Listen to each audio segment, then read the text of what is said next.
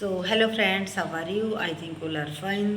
तो इस वीडियो में हम डिस्कस करेंगे कि तैयारी के लिए कौन सी बुक्स यूज किया जाए, कौन सा मैंने कोचिंग सेंटर लिया था या फिर क्या कुछ। देखो, जितनी मुझे नॉलेज है मैं उतनी आपके साथ हमेशा से शेयर करती हूँ और बिल्कुल रियल इन्फॉर्मेशन आपके साथ शेयर की जाती है। ठीक है। तो कई सारे कैंडिडेट्स जो बार बार पूछ रहे थे, कई बार कमेंट आए हुए थे कि मैम सिलेबस के बारे में बताइए, सिलेबस के बारे में बताइए, सब्जेक्ट के बारे में, बुक्स के बारे में।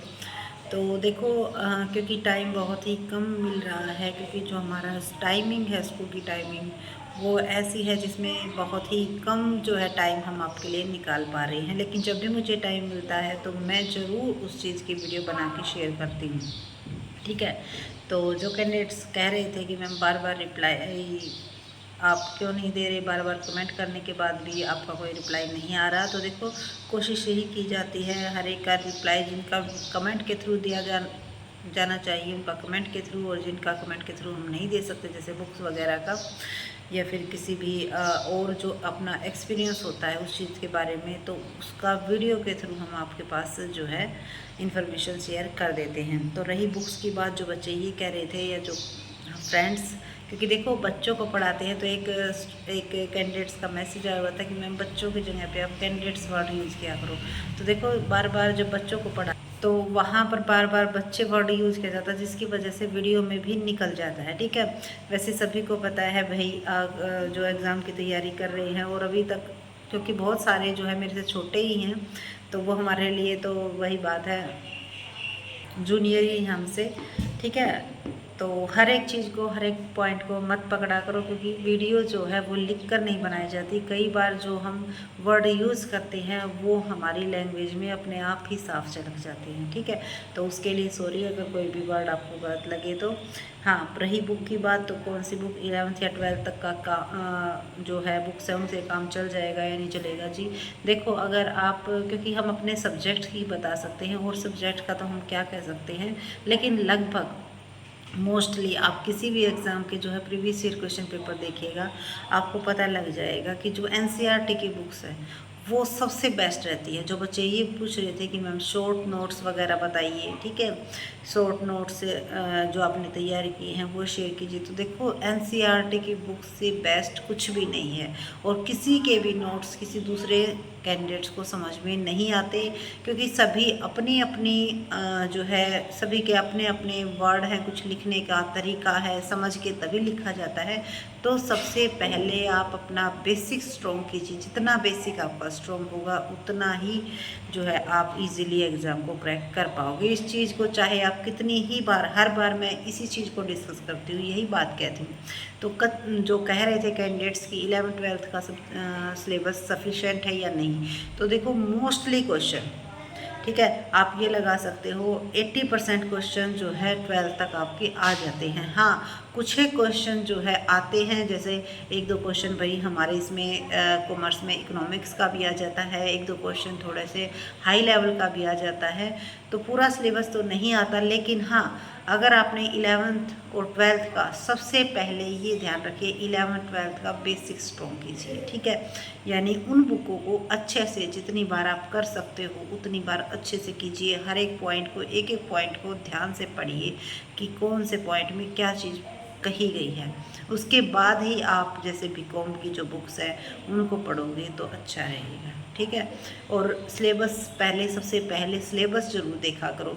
आप ये देखा करो कि आपका सिलेबस कितना है, ताकि उसके बेस पर आप ये आइडिया लगा सको कि कितने दिन में मैं कर पाऊँगा, क्योंकि रिवीजन का टाइम भी मस्ट होता है।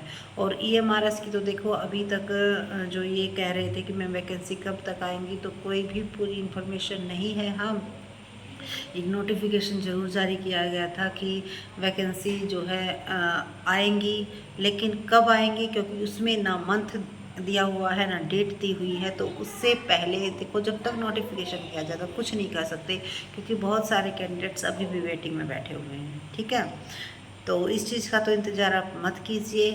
जो आई हुई हैं, जैसे एचपीएससी की आई हुई हैं, ठीक ठीक है, या फिर KVS की आएंगी, उन चीज़ों और DSSB की आई हुई हैं, उन चीज़ों पर आप फोकस कीजिए, ठीक है, उनकी तैयारी कीजिए और इनकी भी तैयारी आप लगातार करते रहिए। जब तक नोटिफिकेशन नहीं आता तब तक आप 11th-12th की बुक्स अच्छे से पढ़ लो और उसके साथ साथ जो है इंग्लिश पर ज़रूर फोकस कीजिए, क्योंकि क्वालिफाई का नेचर का होता है, आपका NVS में भी होता है और EMRS में भी होता है। इस चीज़ का भी ज़रूर ध्यान में रखिएगा, कहीं सब्जेक्ट पर आप फोकस करते रहो।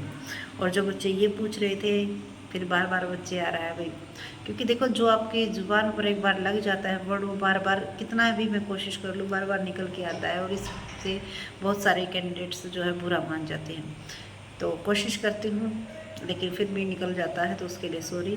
तो जो कैंडिडेट्स ये पूछ रहे थे कि मैम कोचिंग सेंटर कौन सा ज्वाइन किया था, तो देखो हमने जब STAT की तैयारी की थी उस टाइम पे कोचिंग ज्वाइन की थी हमने, ज्ञान एकेडमी थी हमारी, ठीक है, और संदीप सर हमें पढ़ाते थे, लेकिन क्योंकि उनका HPSC PGT में सिलेक्शन हुआ था तो वो बीच में ही छोड़ के चले गए थे। उसके बाद से हमने कोई कोचिंग ज्वाइन नहीं की, क्योंकि उस टाइम तक हमें ये आइडिया हो गया था कि कहाँ क्या सिलेबस है, कहाँ से क्या कुछ आता है। तो कोचिंग का बहुत ही ज़्यादा बेनिफिट मिलता है और उन कैंडिडेट्स को मिलता है जिनको यही नहीं पता, जैसे हमने MCOM डिस्टेंस से की हुई है, ठीक है, तो हमें जो है सब्जेक्ट्स की इतनी डीपली नॉलेज नहीं थी कि हम ये कह दें कि हमने सब्जेक्ट बहुत ही डीपली से पढ़ा था। जी नहीं, हमने इतना डीपली से उसको नहीं पढ़ा था, सिर्फ एग्ज़ाम के पॉइंट ऑफ व्यू से पढ़ा था।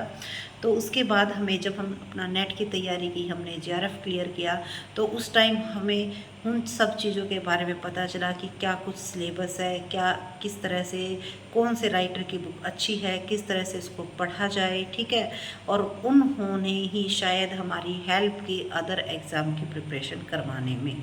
तो वही नोट्स हमारे इसमें भी काम आए।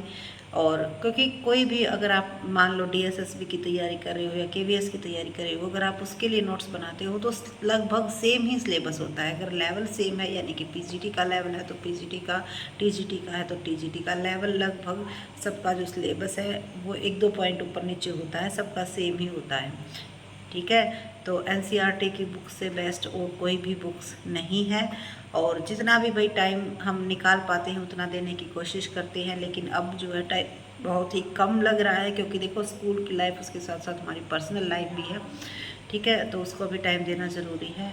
कोशिश करते हैं ताकि आप सबकी हेल्प की जा सके।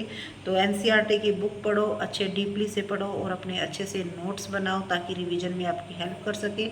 और कोचिंग अगर आपके आसपास कोई अच्छी है तो ज़रूर ज्वाइन कीजिए, क्योंकि उससे आपको ये पता चल जाएगा कि क्या सिलेबस है, कौन सी राइटर की बुक्स आपको पढ़नी है, क्योंकि उसके बाद अगर एक बार आपको आइडिया लग जाता है तो फिर आप अब घर बैठ के भी और अच्छे से तैयारी कर सकते हो। तो जिन बच्चों ने 1-2 बार कोचिंग ज्वाइन कर ली है वो अगर घर बैठ के या लाइब्रेरी में बैठ के तैयारी करें तो उससे बेस्ट आप कहीं पर नहीं जो है तैयारी कर सकते, क्योंकि कोचिंग सेंटर में क्या है, वही सिलेबस जो बार बार रिवाइज करवाया जाता है, वही बार बार रिपीट होता रहता है। तो उससे क्या होता है, आप उससे बाहर ही नहीं निकल पाते, आपसे उतना ही हो पाता जितना आपको वहाँ पे समझाया जाता है। तो एक बार अगर आपने कोचिंग ज्वाइन कर ली है तो आपके पास कुछ नोट्स प्रिपेयर हो गए हैं, उसके बाद अब आप हर एक पॉइंट को अपने आप डीपली उनको पढ़ो और अपने खुद के नोट्स बनाओ, और लाइब्रेरी में बैठ के अगर आपके घर में कर सकते हो तो उससे तो और भी अच्छा है, आपका आने जाने का जो है वो टाइम भी बच जाएगा। लेकिन अगर आप घर पर बैठकर नहीं कर पा रहे हो तो आप लाइब्रेरी ज्वाइन कीजिए, सुबह जाइए शाम को आइए, और अपनी अच्छी सी 1 साल आप अगर किसी भी तैयारी में, किसी भी सब्जेक्ट, किसी भी जॉब की तैयारी में अगर लगा देते हो तो आप में या तो आप एग्ज़ाम क्रैक ही कर पाओगे, क्रैक हो जाएगा 1 साल की अगर अच्छे से तैयारी करोगे। अगर नहीं हो पाता है तो भी आप में इतना कॉन्फिडेंस ज़रूर आ जाएगा कि भाई अब मुझे पता चल गया किस तरह से क्वेश्चन पूछे जाते हैं, कैसे क्या कुछ आता है, तो आप इजीली जो है एग्ज़ाम कोई भी क्रैक कर जाओगे।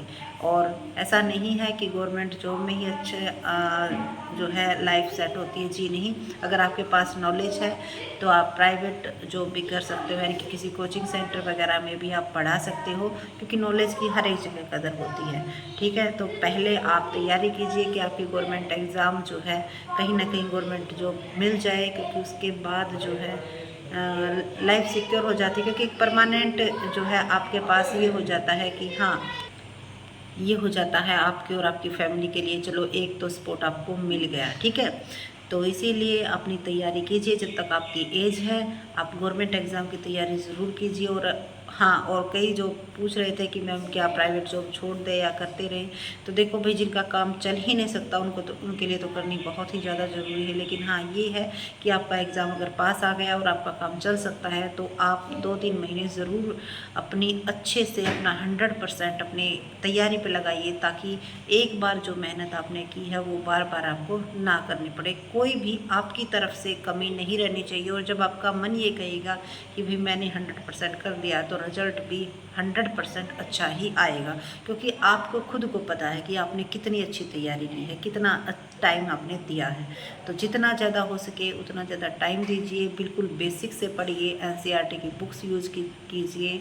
अगर कोचिंग लेना चाहते हो तो ठीक है, अगर नहीं लेना चाहते तो घर बैठे भी अच्छे से तैयारी कर सकते हो। आप एनसीईआरटी की बुक लेके आइए अपने घर पे और अच्छे से तैयारी कीजिए, ठीक है। और अगर फिर भी कोई आपकी क्वेरी आती है कोई टॉपिक को लेकर, देखो कौन से जो पूछ रहे थे कि कॉमर्स के इम्पोर्टेंट टॉपिक पर वीडियो बनाइए, तो मैंने पहले भी बनाई थी, अगर आपको देख सकते हो तो ठीक है। वरना मैं अब, क्योंकि जब भी टाइम मिलेगा, टाइम की बहुत ही ज़्यादा शॉर्टेज हो गई है, तो जब भी टाइम मिलेगा उसके रिगार्डिंग भी वीडियो बना दी जाएगी।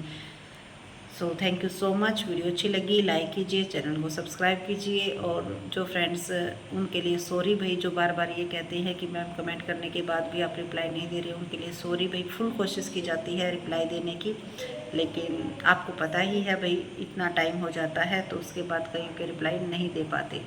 तो वीडियो हो जाएगी ज़्यादा लंबी, यहीं पर करते हैं इसका एंड। अगर कोई भी क्वेरी है, कोई भी आपकी डाउट है मन में, तो ज़रूर कमेंट कीजिए, जब भी टाइम मिलेगा उसका जवाब ज़रूर दिया जाएगा, ये श्योरिटी है। Thank you.